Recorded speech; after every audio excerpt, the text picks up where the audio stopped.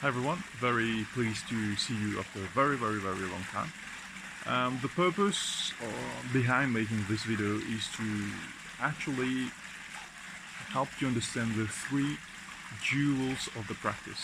So the three things which are very important for meditators, for Buddhist practitioners, let's say, and three things we try to perfect or we try to discover, which three things which we actually hold in our heart every day in our practice. All right, and I keep talking about three things, and even when we bow, okay, in our practice we bow 3 times. So let's bow before we actually start discussing about it. All right, so bring your hands together, all right, and bring it to nose level, and then we'll do 3 gashos. All right, so 3 bows.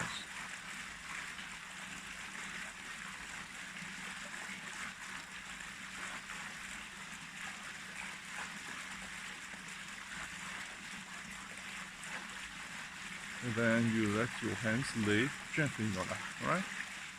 So we do 3 bows because we actually bow to the 3 jewels which are mentioned about. And the 3 jewels are, what are they? The 3 jewels are the Buddha, the Dharma, and the Sangha, alright? And what are they exactly? I'm going to go through each of them. So the Buddha is not exactly the person. Alright, the Buddha means the Buddha nature. Alright, because when Buddha became enlightened, he didn't call himself the Buddha. Actually, he rarely used the word I.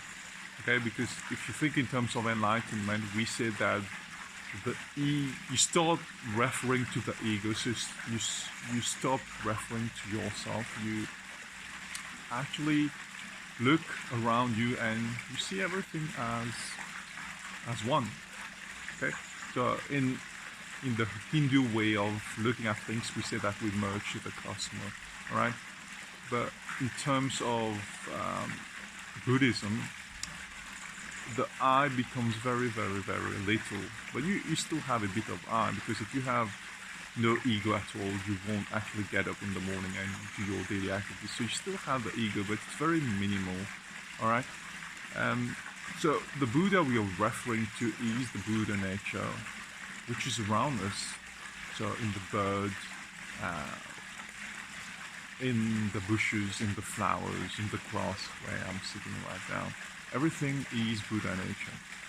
All right, and we actually bow to that, and we bow to our own Buddha nature, which we discover through practice, which we discover through meditation. And this is why the right mindfulness is one of the key things in the Eightfold Path, because you need to practice, you need to meditate every day so that you realize that you are the Buddha.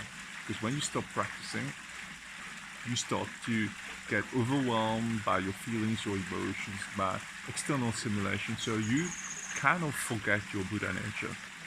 So knowing who you are, knowing that you are the Buddha nature, behind the thoughts, behind emotions, behind everything that happens around of you, is fundamental.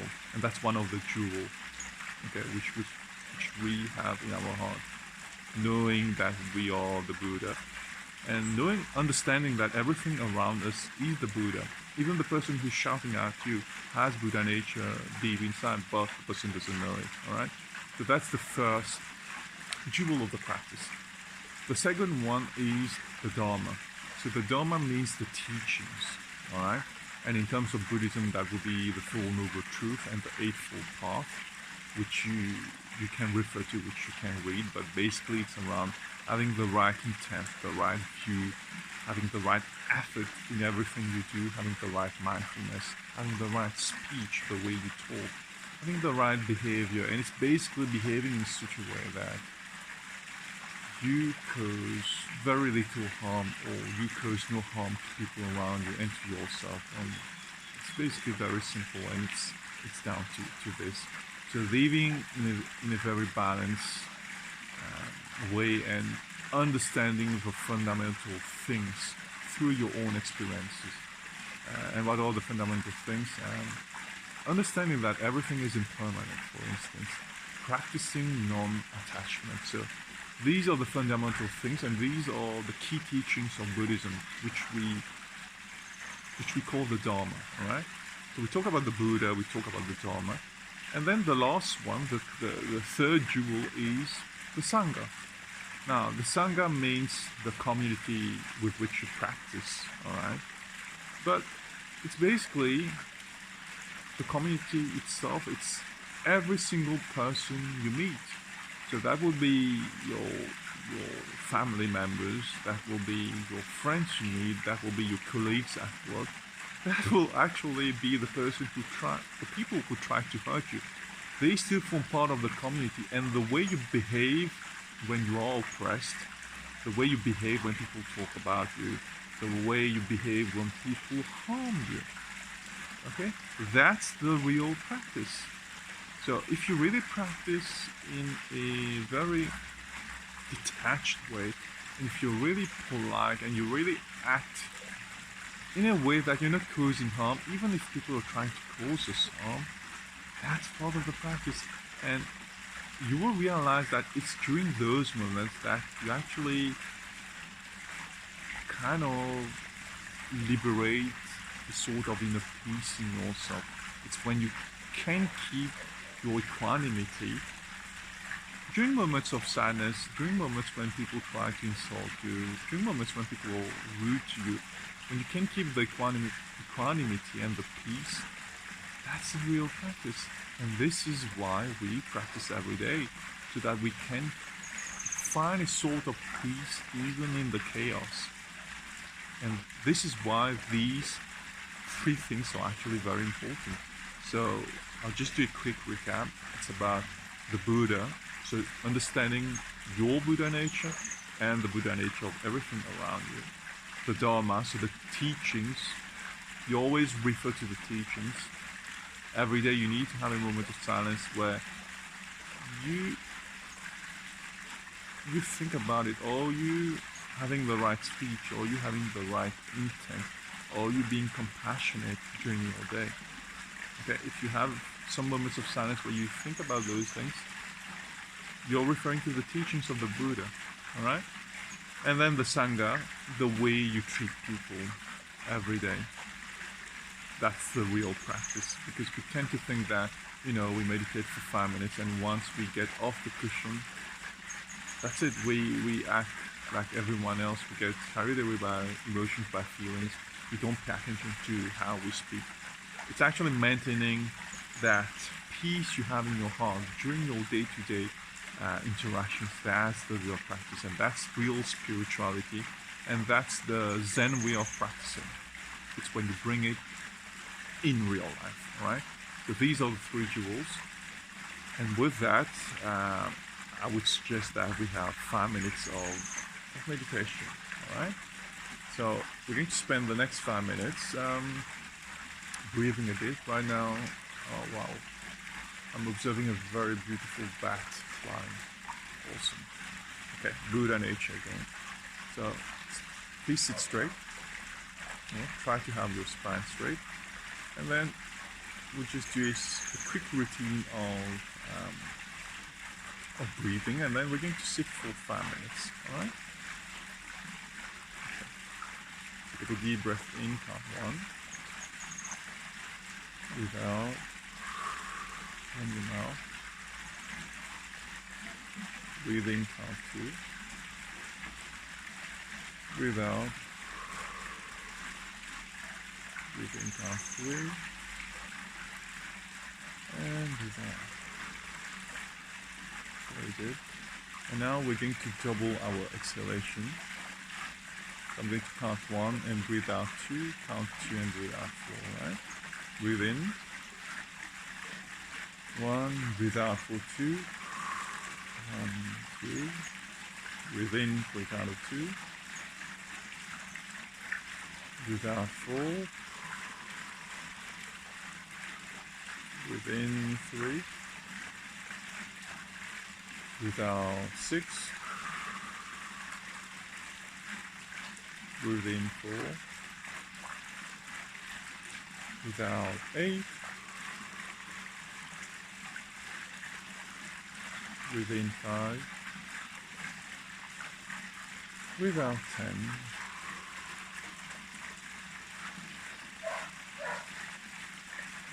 Now, put your hands in your lap, and we're going to sit for 5 minutes.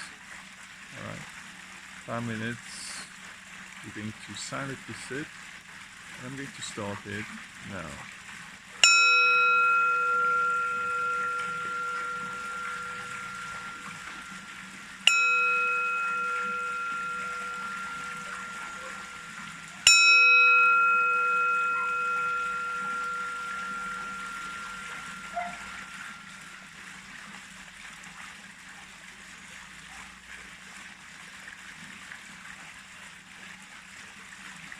You put your hands in your lap, and your eyes can be completely closed, or it can be 1/3 open.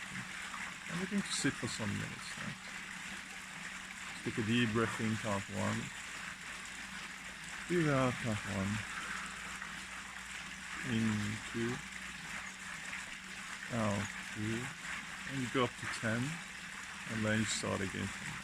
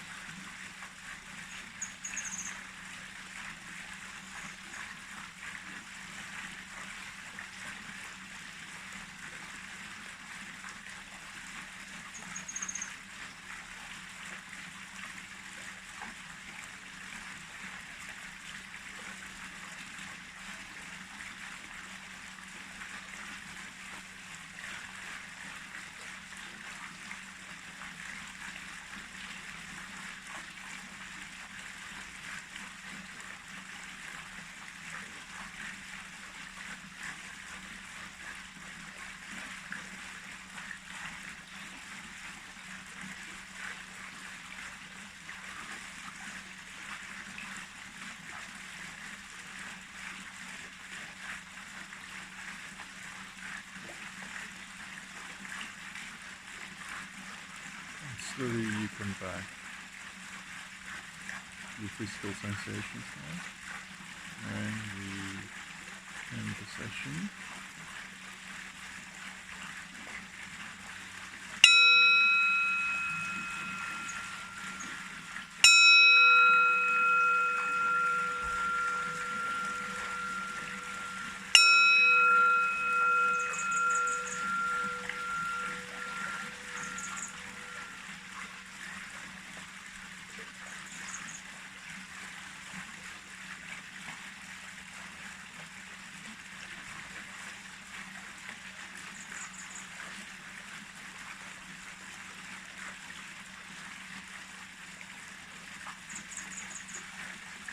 Alright, so here it was, the 3 jewels of the practice. I'm going to see you very soon for another episode. Alright, till the next time we see each other, bye bye and take care.